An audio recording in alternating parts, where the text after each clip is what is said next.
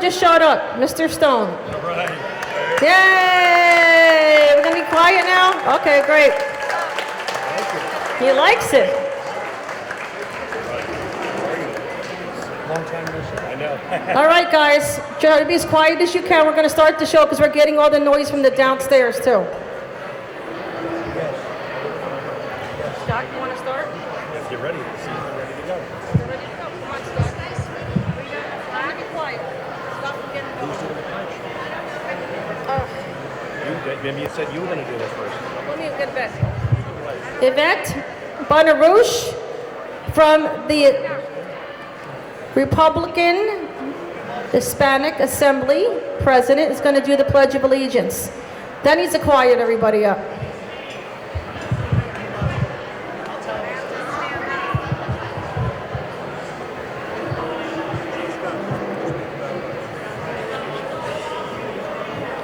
I pledge allegiance to the flag of the United States of America and to the republic for which it stands, one nation, under God, indivisible, with liberty and justice for all.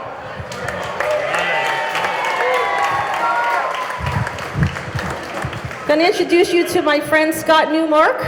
He's from the other coast. He lives in the Boca Raton, Fort Lauderdale area.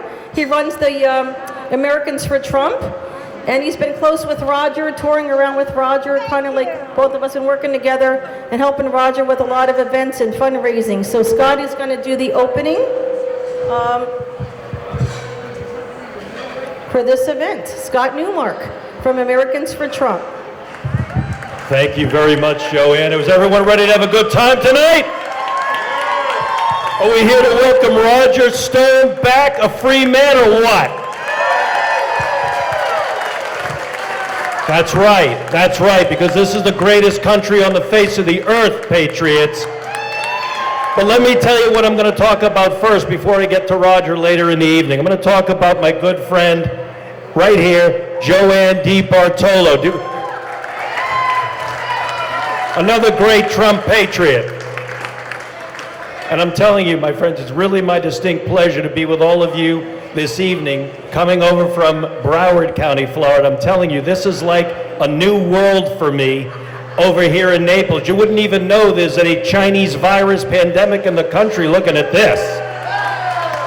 But in Broward County, you can't walk outside of your own home 2 feet before you have a SWAT team at your door arresting you because you don't have your stupid mask on.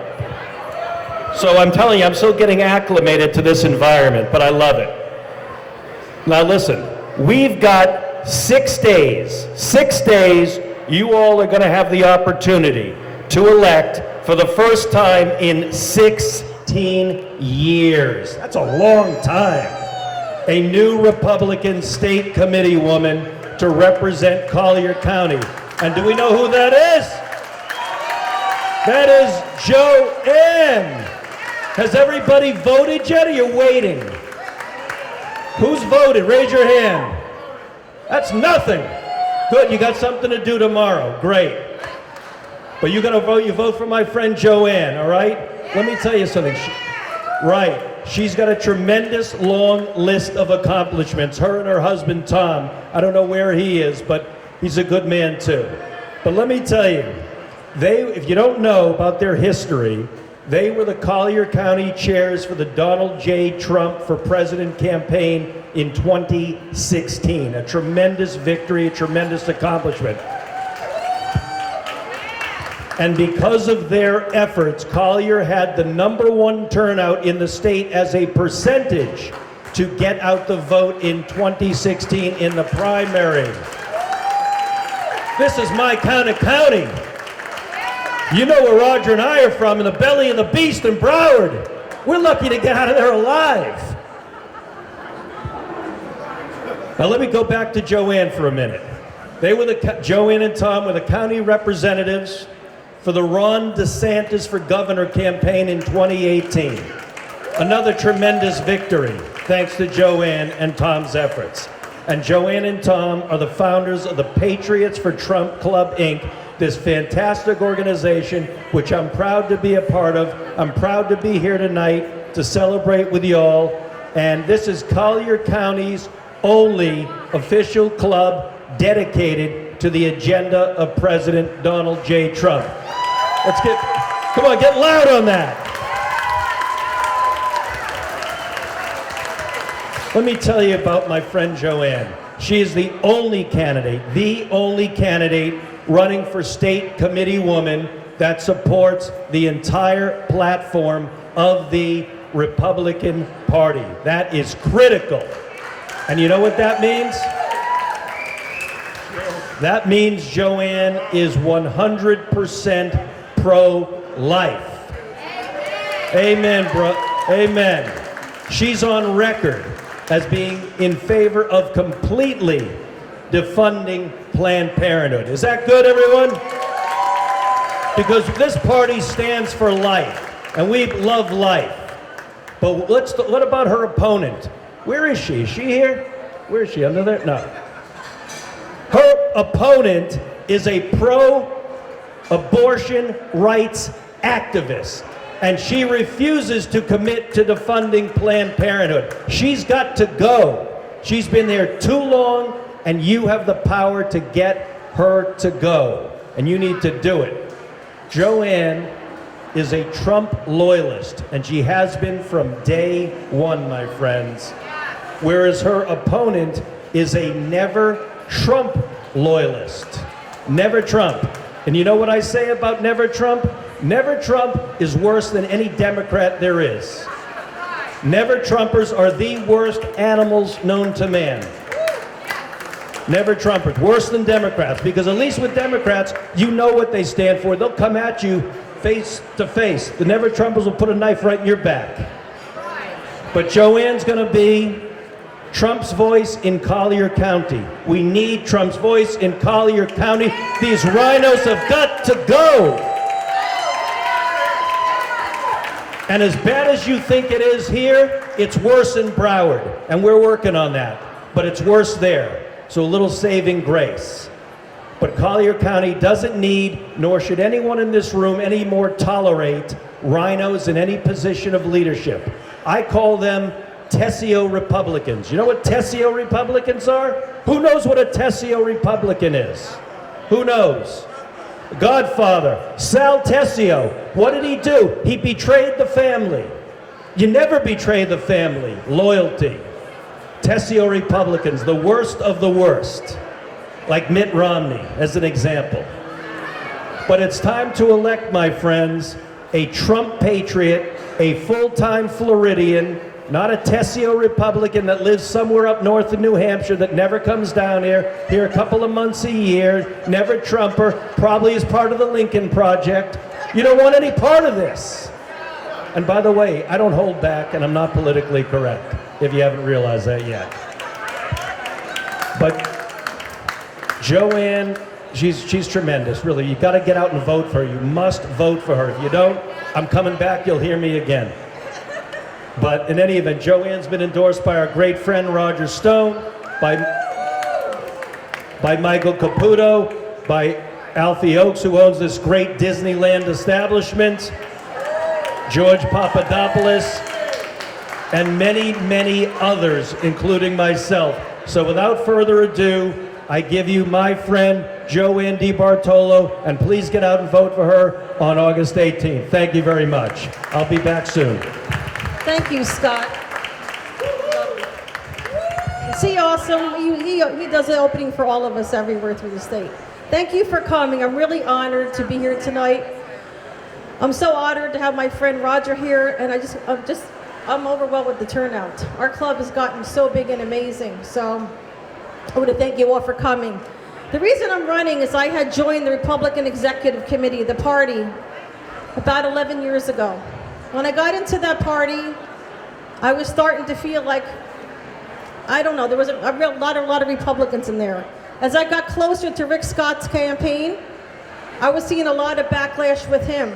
I was one of the first few people that went for Rick Scott. About was the first 5 or 6 people that worked in his office, and the rest of the party was established it, and they wanted McCollum. So I started feeling like, this was not a full Republican committee. As things went on, I got involved with the Trey Radel campaign as things furthered on and grew, and my club and things grew. I just was brought on as the Donald Trump chair. Once I became the county chair, the knife started going out, okay? Once Donald Trump became the winner in the primary going into the convention, I thought we were all gonna come together. But no, that's not what happened with our party, okay? I got nasty emails, never Trump, never send me anything Trump. I thought we were all supposed to come together. So I realized I was in a cesspool with rhinos. And I realized that, and I realized that before. And I called out this party a long time ago. That's why they've always had a problem with me, because I exposed who they are. This is the first time right now in 11 years that this has been on the ballot.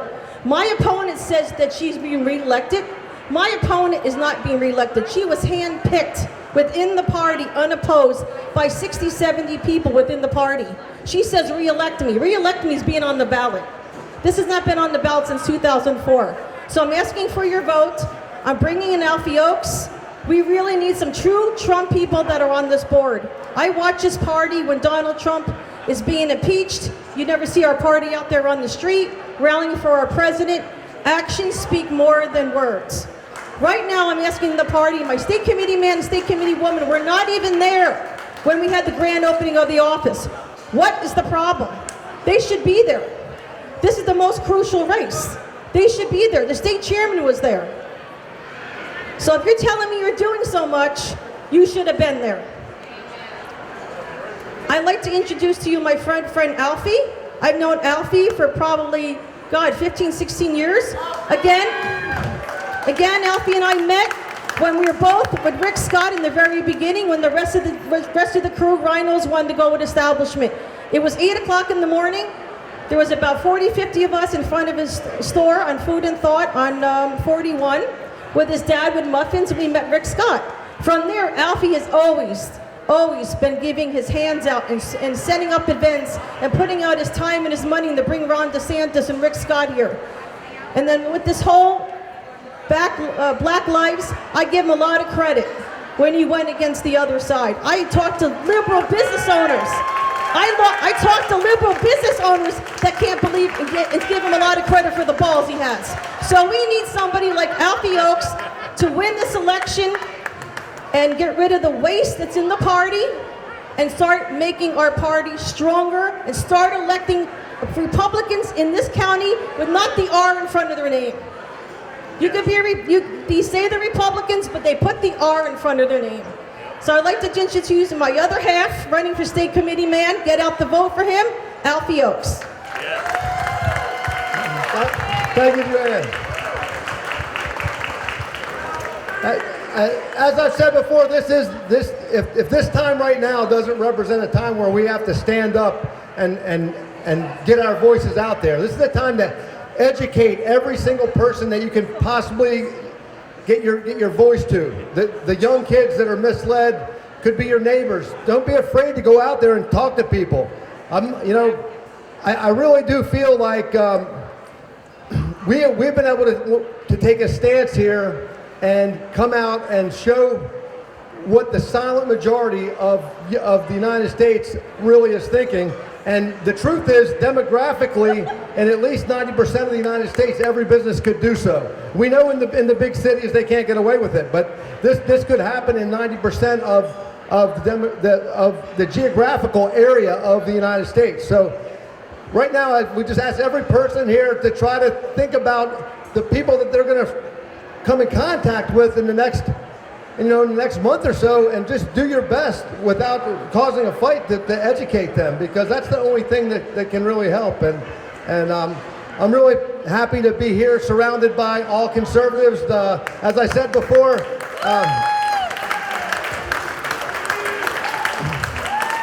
when we built the store here, we had no idea it was going to turn into a home of 100% all patriots, but it's been the biggest blessing of my life. And I'm really happy to be providing this. And I know everyone's here is very happy not to have to wear a mask. And as long as I'm alive, or not, they're going to have to take me to jail or kill me, because there's never going to have to wear a mask in here. I have to bring the bulldozers up. We got to appreciate people that will stand up with integrity and not cave, like Roger Stone here. We're so blessed to have him here tonight.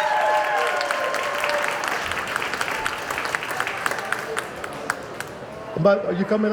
Who's coming up next? I just want to tell everybody I love you guys. Thank you so much for coming. And vote for you for state committee man. Vote for me if you haven't already. Vote for me for state committee man. Yeah. Alfie, that was great. Thank you.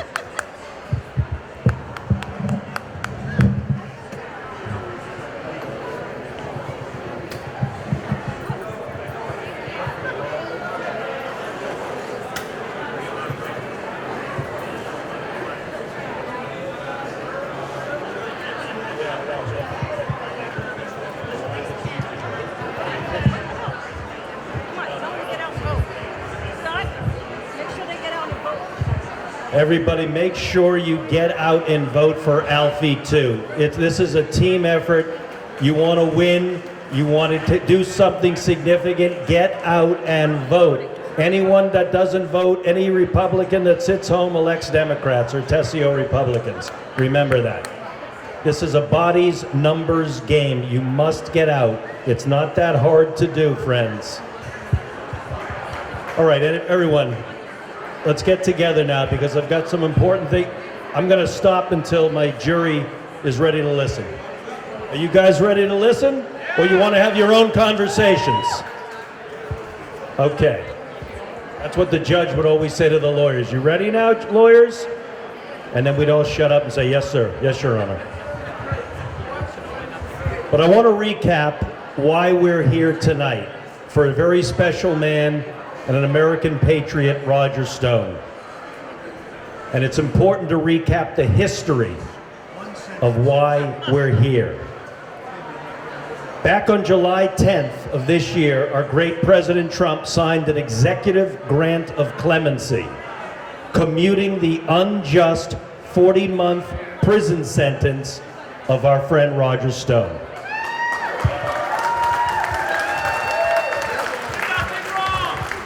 And this commutation, my friends, was necessary to correct a grave injustice and abuse of power that we all witnessed.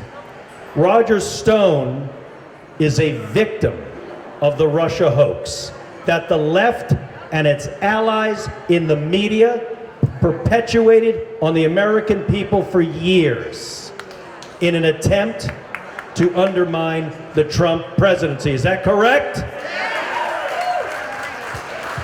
Mueller was illegitimately appointed, but once appointed, he employed a scorched earth strategy to bully, to intimidate, to threaten Roger into a coerced guilty plea.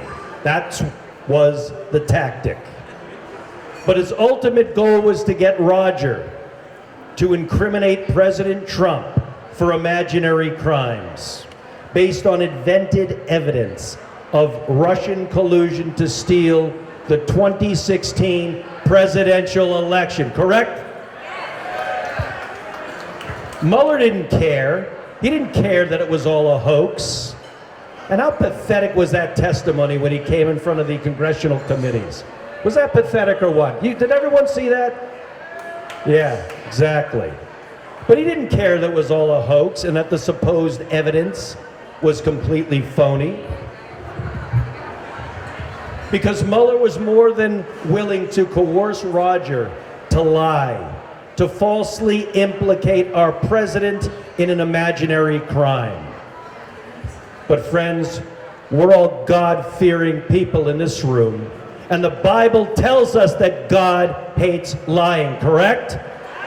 Correct?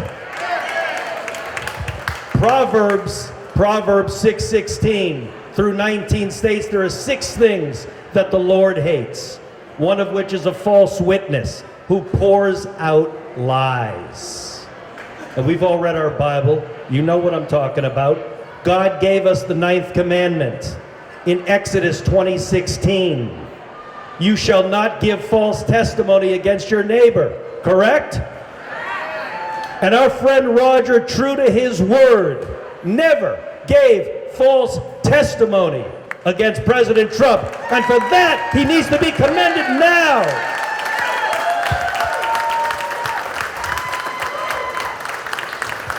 This collusion delusion spawned endless investigations looking for evidence that did not exist. Prosecutors working for the special counsel were under intense pressure to deliver on the hyped Russia collusion narrative in what is tantamount to an attempted coup against the President of the United States. We all know that in this room. Is that correct, friends?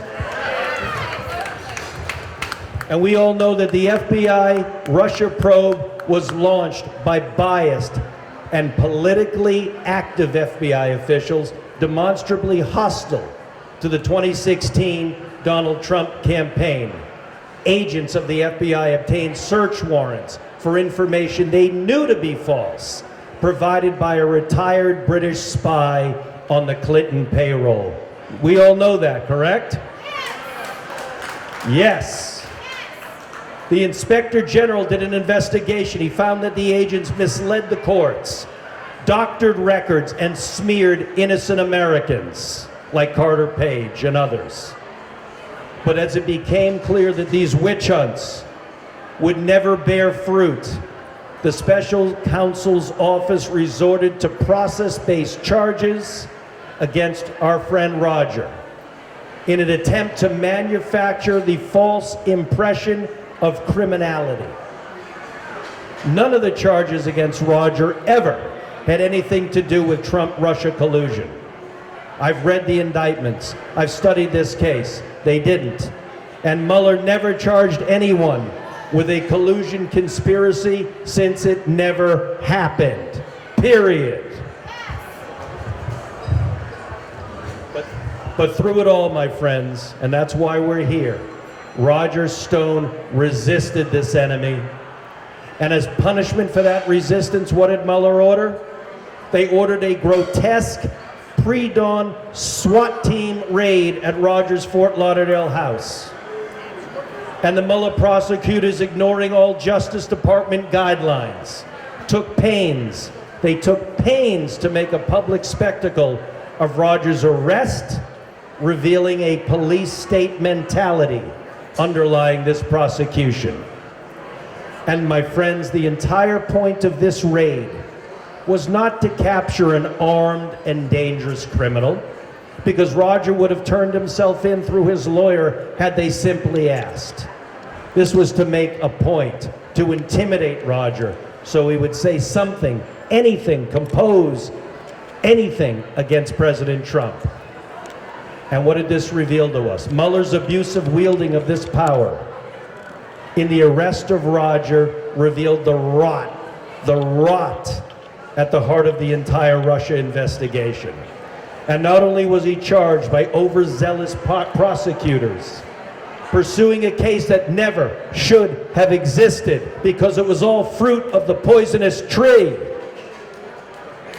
It was meant to send a message. And my friends, do you know what that message was? Because if it could happen to Roger, it could happen to Alfie Oakes, it could happen to JoAnn, it could happen to me, it could happen to anyone in this room. The message was simple, and it's still today. If you dare to support President Trump, you will be targeted by a no-holds-barred political prosecution.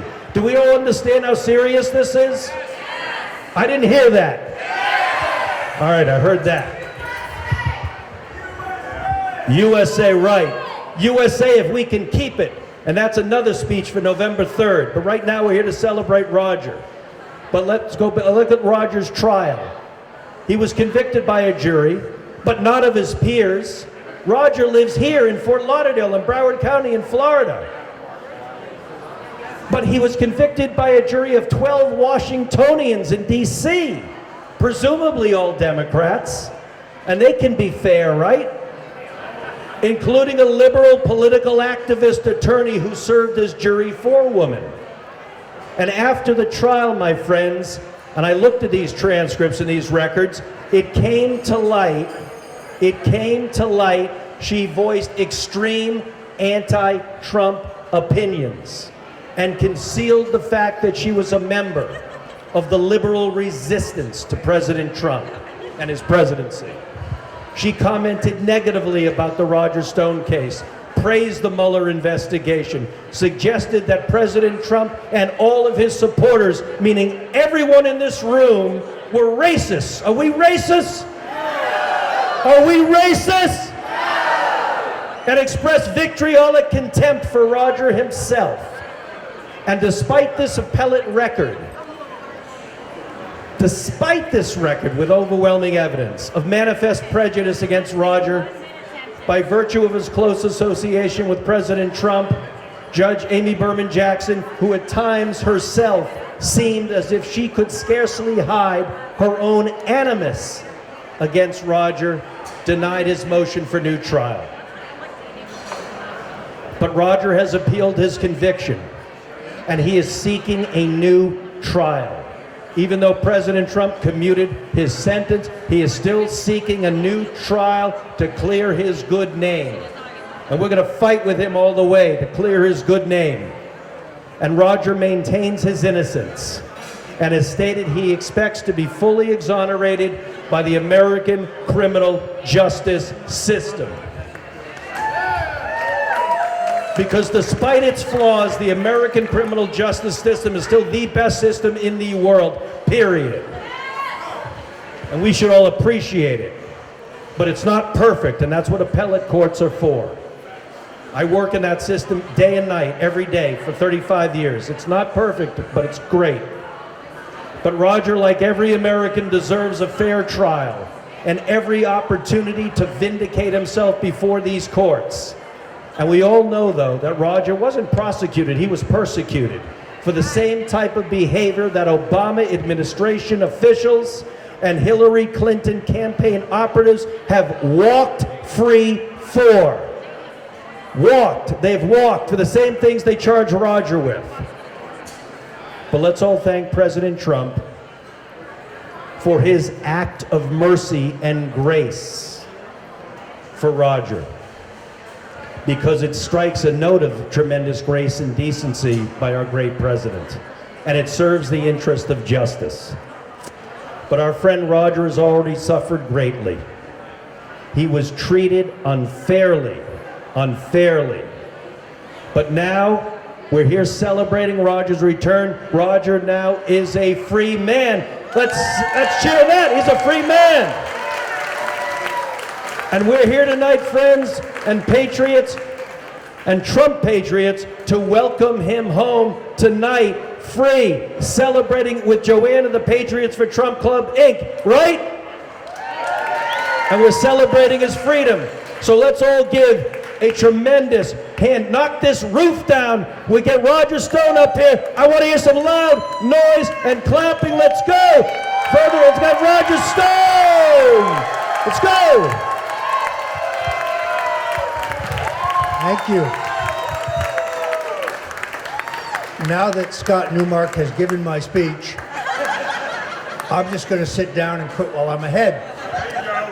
I will tell you this, if I am ever falsely accused of another crime, Scott Newmark will be my lawyer. Ladies and gentlemen, it is really great to be here. In fact, it's great to be anywhere other than a dank, squalid federal penitentiary eating a lousy bologna sandwich. It is a great honor to be here because Collier County, and particularly the Collier Trump Club, have always been good to me.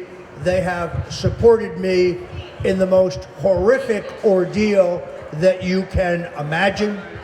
When you decide to take on the deep pockets and the full force of a corrupt federal government and federal prosecutor with a political agenda that includes your destruction if you will not agree to bear false witness against the President of the United States and be a pawn in their effort to undo the results of the 2016 election, you cannot imagine what my family and I have been through. And it is only through the grace of God and the courageous decision by the greatest president of my lifetime to enact a presidential clemency as a humanitarian act of both mercy and justice that I am able to be with you tonight. God bless the President of the United States.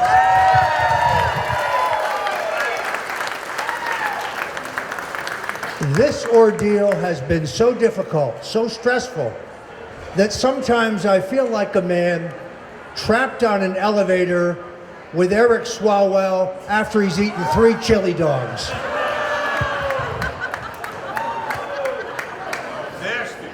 Ladies and gentlemen, we are, oddly enough, at the same place we were almost 4 years ago. We stand on the precipice of the country going over the cliff to atheistic, godless globalism and the end of democracy as we know it. The danger to our country, indeed, the danger to Western civilization, is as great or greater than it was just 4 years ago. Now, you have a number of very spirited local contests, and I have been lobbied by candidates I've never even heard of for their endorsement. Let me talk about the people I do know. JoAnn DeBartolo is a woman of enormous courage, enormous energy. When she calls you at 11 o'clock at the night, she can be a real pain in the ass, but she's always reminding you of something you really should do. She is a dear friend. She is a real patriot. She is a genuine supporter of Donald Trump. She's the real deal, and that's why I am proud to support her in her bid for the state committee. I made a campaign video for her several months ago. I guarantee you she won't show it to you. Alfie Oakes, what do you say about an entrepreneur with this kind of courage? When they said to me, you're going to seed the table, I was expecting a small restaurant, I don't know, with 10 tables. I had no idea that this existed.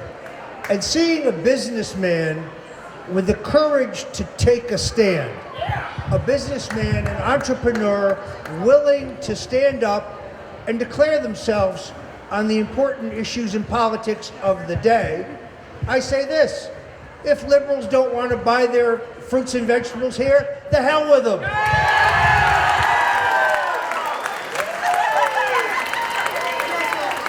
Which is why I am proud to support Alfie Oakes' bid for the Republican State Committee. We need him to clean house.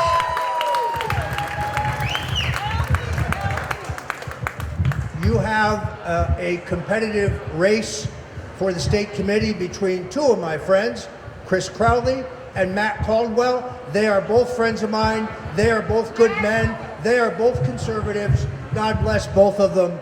I endorse no one, but I urge you to vote for one or the other. You have a highly competitive race for Congress. I believe there are 9 candidates. I want to thank my friend Dane Eagle for being here. He's been a friend of mine a long time. He's a solid conservative and a good man. Byron Donald is also a good friend of mine, a solid conservative and a good man.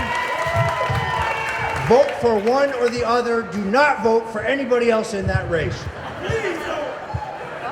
Another candidate I want to point out, my new friend, Drew Clark, who we need in the state legislature. He has my enthusiastic endorsement. All right, enough for the local politics. So the Democrats will tell you that Roger Stone got special treatment because he's a friend of the president.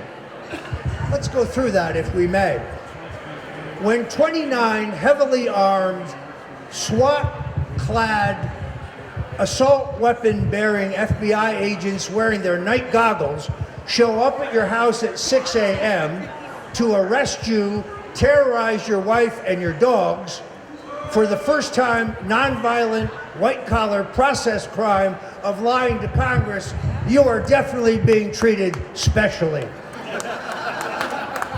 When Comey, Mueller, Brennan, Rosenstein, Orr, Clapper, this list goes on and on, when they all lied to Congress, and they are not prosecuted, but you are, particularly in view of the fact that they lied about material matters, consequential matters. In fact, they lied to cover up their underlying crimes, but I made misstatements that were, in fact, completely innocuous, hiding nothing. Oh, WikiLeaks was going to release documents about Hillary Clinton? That wasn't a secret. Julian Assange announced that on CNN in June of 2016.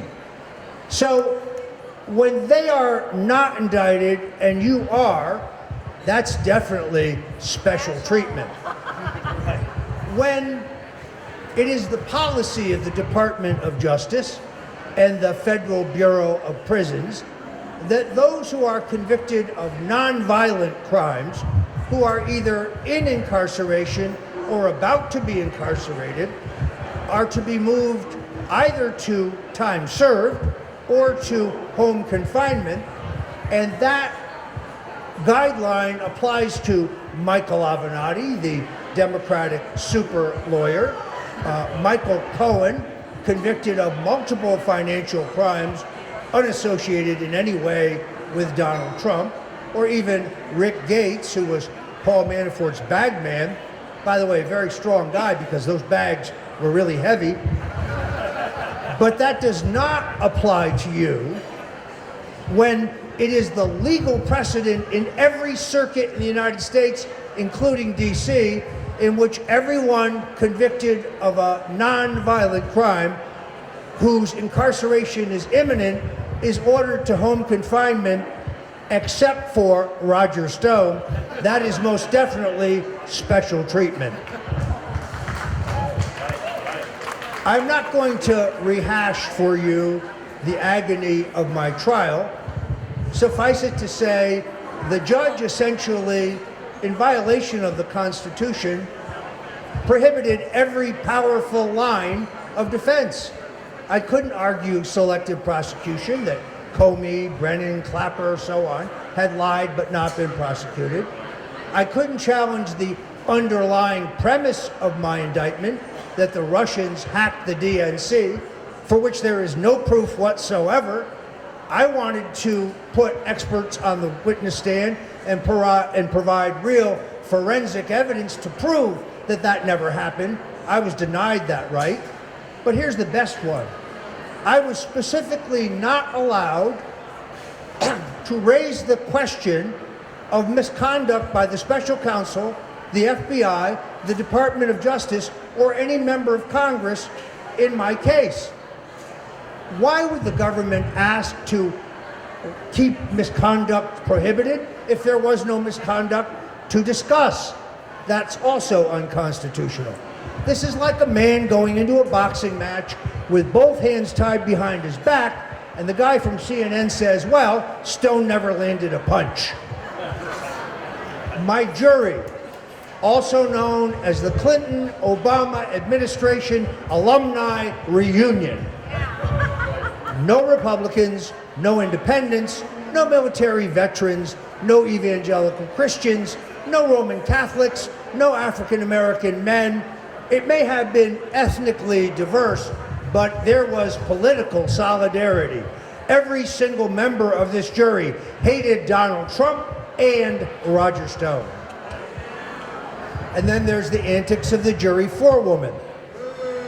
To be very clear, we now know definitively in 2019 that she posted direct criticism and attacks on me personally by name as well as the president, that she had these social media postings on a private setting during jury selection and the trial, and after the trial, she deleted them. When my lawyers asked the judge for permission to subpoena this material from Facebook and Twitter, that request was denied. And the judge said none of that was indicative of bias by the jury forewoman. Now, the Supreme Court says that every defendant is entitled to an impartial and indifferent jury. There was nothing indifferent about the jury forewoman in my case. She ran for Congress as a Democrat in Tennessee. She's an attorney, and she said on the stand she couldn't recollect who I was. Well, it'd be easy to refresh her memory. All she had to do was look at her Facebook postings in 2019.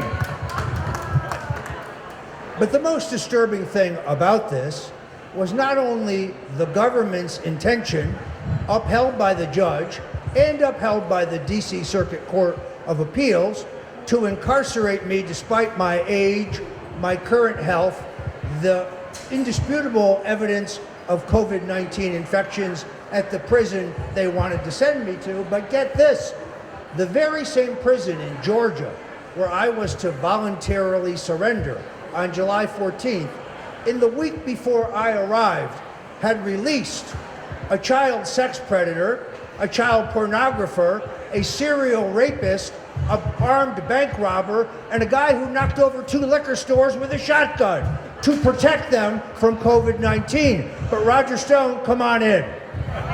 It is outrageous. More of that special treatment that they speak so glowingly about. Now, since the president's act of mercy and justice, there's a new line from the Democrats. Let me review it for you. It's been said by Congressman Jerry Nadlier. It has been said by Congressman Adam Schiff, as in, if it's Schiff, flush it. It has been repeated recently in hearings before the House Judiciary Committee by Congressman Eric Swallowswell. It goes like this. Roger Stone blackmailed the President of the United States and traded his secrecy regarding misconduct by the President in return for clemency. Ladies and gentlemen, Robert Mueller had 3 years and $30 million to prove this canard. It is a vile lie, and Hillary Clinton doesn't help herself by repeating it on NBC. Indeed, I say, lock her up.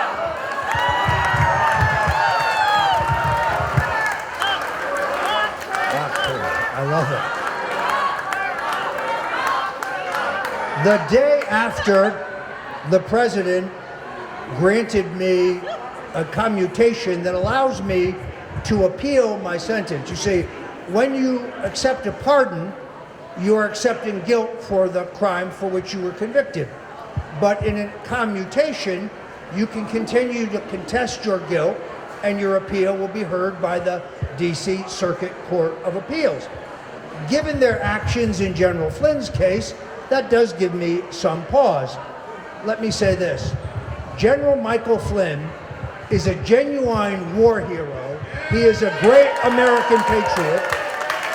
We now know indisputably that the government withheld exculpatory evidence from his defense, that he committed no crime whatsoever, that he was set up in a political prosecution by Barack Obama because he refused to deny the existence of the dangers of Islamic terrorism. It is that simple. And the refusal of the judge in his case to dismiss the charges against him, as moved by the defense and the government, is an egregious violation of the Constitution. Judge Emmett Sullivan is a disgrace. He is a shit stain on the U.S. judiciary. He has no authority to appoint a special counsel, particularly one who is best friends and former co-counsel with Andrew Weissman.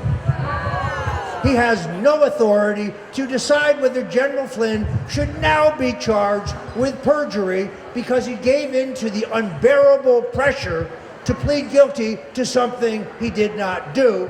Judge Sullivan needs to step down.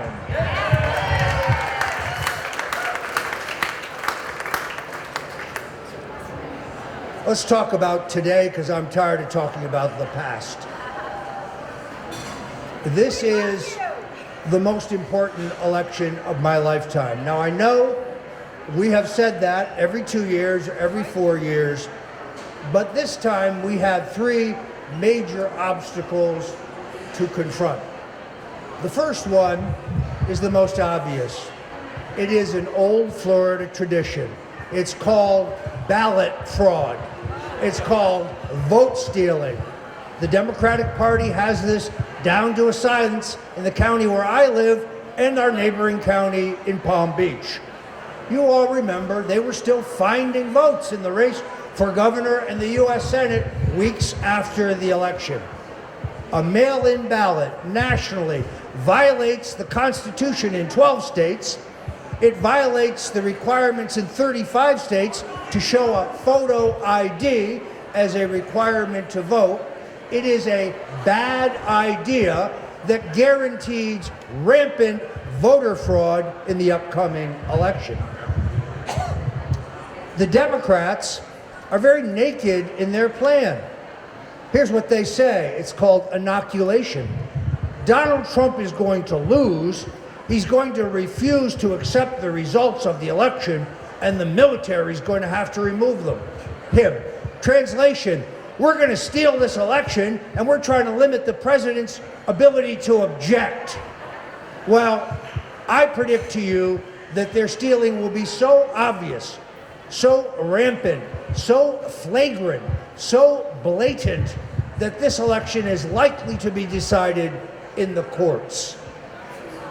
Second, the issue of internet censorship is the most important issue regarding America's future. Donald Trump was able to be elected in 2016 only because of the rise of a robust, vibrant, alternative media based in the internet. That way, the control of the political narrative was no longer in the stranglehold of 3 corporately owned networks and 2 cable TV networks that worked hand in glove with the deep state or the military-industrial complex or the political establishment or whatever you want to call the corrupt cabal of both parties that have run this country into the ground. As long as conservatives and Christians and libertarians and Republicans and Trump supporters and anyone who is not a liberal is censored on Facebook or Twitter or Instagram or elsewhere, our democracy is in great danger.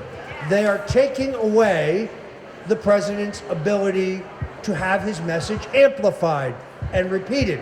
They're taking away the platform from which the president can counterpunch. It is a grave danger, and my question to Attorney General Barr, who's talking about antitrust action, is, dude, what took you so long? Lastly, we have the scourge of the mainstream media. Ladies and gentlemen, I don't get my news from CNN for the same reason I don't eat out of the toilet. CNN, MSNBC, sadly now, the New York Times, the Washington Post, the Daily Beast, this list goes on and on. These are not journalistic outfits. These are not media outlets. They are propagandists who proudly print and broadcast lies. They cannot be believed. They have an agenda. The days when the New York Times was the newspaper of record are long gone. I can tell you this, and I could have told you this 16 months ago, but that's right. I was unconstitutionally gagged. I wasn't allowed to defend myself in public. That's how egregious my prosecution was. this corporately owned media will rain garbage on our great president and his family every day between now and the election, as they have every day of his presidency. If we are censored on the internet, there will be no alternative to that false narrative. Let me be as clear as I possibly can. We stand on the precipice of disaster. We are fighting not just for the United States, but as I said earlier, for the future of Western civilization.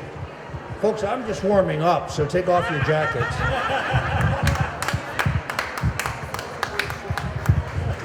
Straight vodka, unbelievable.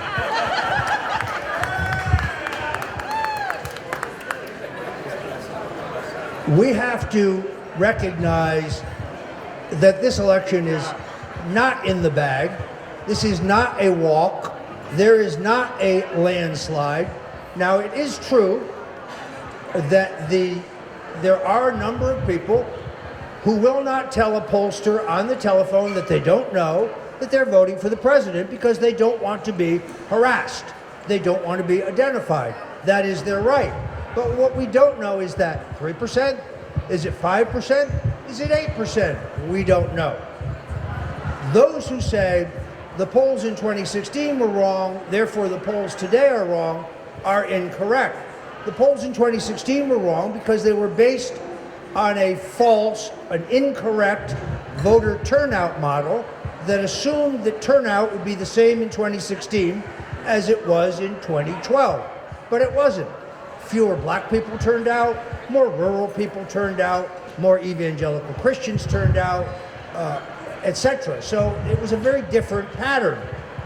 The polls you see today that show the president behind are mostly legitimate, but I've seen no poll that shows the president so far behind that he cannot make up the ground, and I have seen a substantial number of independents who are still undecided, larger than we saw in the closing weeks of the last presidential campaign.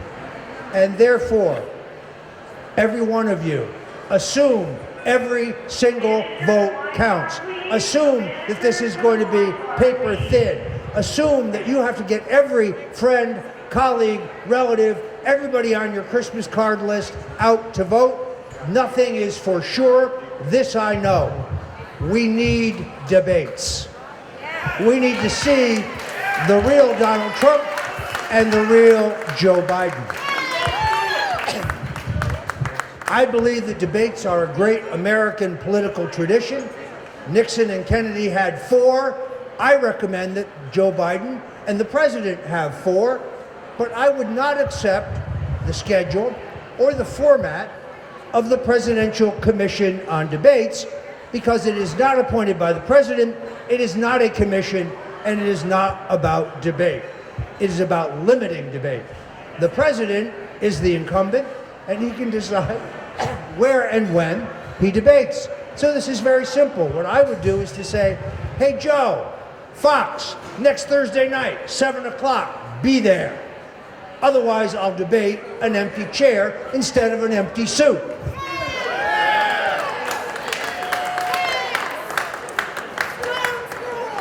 In any event, because you are standing and because I want the rest of that vodka, I'm going to wrap this up. I thank each and every one of you who told me tonight I was praying for you. Some of you know that back in January, I said this on Sean Hannity's show. Some people thought it was inappropriate. I didn't. My life was in turmoil. I was angry. I was frustrated. I was worried about who would care for my wife, who is 73 years old, hard of hearing, suffering from rheumatoid arthritis, but still a beautiful, vital woman who supported my decision to fight to the bitter end and not to fold, because on March 14th of 2019, the prosecutors contacted my attorneys. My attorney flew to Washington for a private meeting, and there, only weeks before the Mueller report was issued, they said, it's time for your client to confess. It's time for him to come clean and tell the truth. It's time for him to admit that he and the president conspired together in these 29 phone calls to work with the Russians to leak the WikiLeaks material. And if he does that, we're willing to recommend leniency to the judge in his case. My lawyer got his cell phone back. He called me, said, well, what do you think? I said, give them a 2-word answer. The second word is you. But you see the way the Democrats pervert this. Howard Feynman, formerly of Newsweek, now of MSNBC, where he's reduced to pushing left-wing conspiracy theories, we have a perfectly cordial conversation, and he goes on the air and says, Stone admitted that he had the goods on Trump, but he was silent in order to have his sentence commuted. The problem is, I have a text message from Feynman in which he denies that I ever said that, because I didn't. The truth remains the same. So I had my life turned upside down. As most of you know, we lost our home, we lost our savings, we lost our insurance, we lost the ability to make a living, because I make a living by writing and speaking, but I was gagged. It is a life-changing experience, because if it happened to me, it can happen to any of you. And a young evangelist named Randy Coggins, Reverend Randy Coggins, is 26 years old. He's very dynamic. I met him in outside of Jacksonville, I believe, at a Trump event. Told me that Reverend Franklin Graham was coming to Boca Raton and asked me if I'd like to meet him. Now, when I was 12 years old, my grandmother and my Aunt Ida took me to a crusade by Billy Graham in Bridgeport, Connecticut, in an enormous tent, and I remember it like it was yesterday. Billy Graham was the most charismatic, magnetic, powerful speaker I had ever heard. He had the crowd in the palm of his hand. When he began his oration, he was deeply tanned, every hair was in place, he was immaculately dressed. By the end of his oration, he was soaked with sweat, his hair was disheveled, he was in shirt sleeves, and he spoke for Christ. It was an amazing experience. I got a chance to meet him in the 70s when I was working for President Nixon. I think Billy Graham was one of the greatest men of the 20th century. So I said yes, I wanted to meet his son, and he received us on his tour bus. He had a revival in Boca Raton. There were, 2,500 people there. It was an amazing experience. It was free. All you had to do was bring your own lawn chair or your own blanket. And we had a little time together, and I poured out my heart and told him my concerns. And he said, well, how can I help you? And I said, well, I'm not allowed to speak to the president by either my lawyers or his lawyers, but perhaps you'd put in a good word for me. He said, well, I'll see what I can do about that, but there's a much bigger solution to your problems. I said, yes. He said, put yourself in the hands of God. Reaffirm your faith in Jesus Christ. Be reborn. Now, I was raised as a Roman Catholic. I am still a practicing Roman Catholic. I had received spiritual counseling from my parish priest, Father Michael O'Grady. He's a good man, but I had been reading the Psalms and the Proverbs. But folks, I wasn't feeling it. But I listened very intently to Reverend Graham, and he said, I have had friends in your situation going to prison. And I can tell you, God never abandoned them. God protected them. God will protect you. He will never abandon you. But you have to confess your sins. You have to agree to work as hard as you can to walk in his path, to follow his rules. And I guarantee you, if you will do that, you will see the light at the end of the tunnel. So then I went to this revival. It was really a great show. There were a couple of Christian rock acts at the beginning. And then Reverend Graham came out to speak. He was a powerful speaker. He's not his father. He has a different style, but a no less effective style. And he came to the part of his oration where he said, I don't care if your problem is drug addiction, or alcoholism or family problems or health problems or financial problems or relationship problems, God will guide you, God will protect you, God will never desert you if you agree to walk in His way. If you stand and admit that you are a sinner and pledge to sin no more, you will have God's eternal love and protection.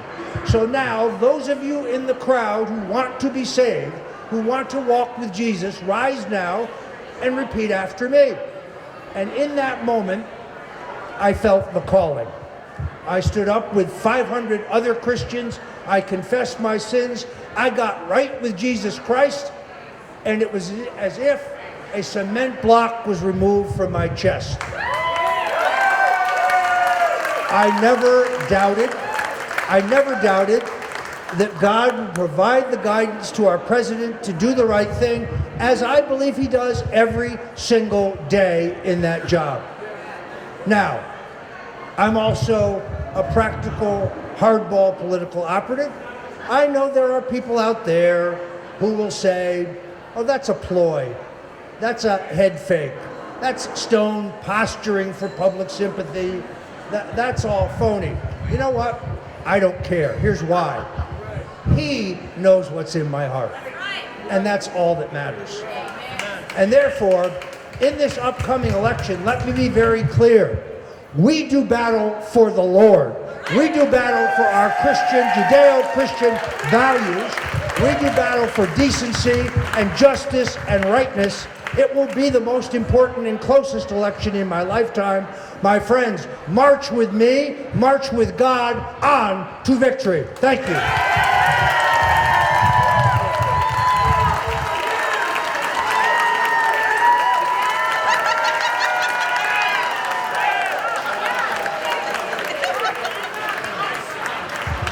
Thank you, ladies and germs. Thank you, everybody, for coming. Remember to get out and vote for me in Alfie Oaks. Get that vote out. I think Raj will probably be downstairs again, signing some more books in a bit.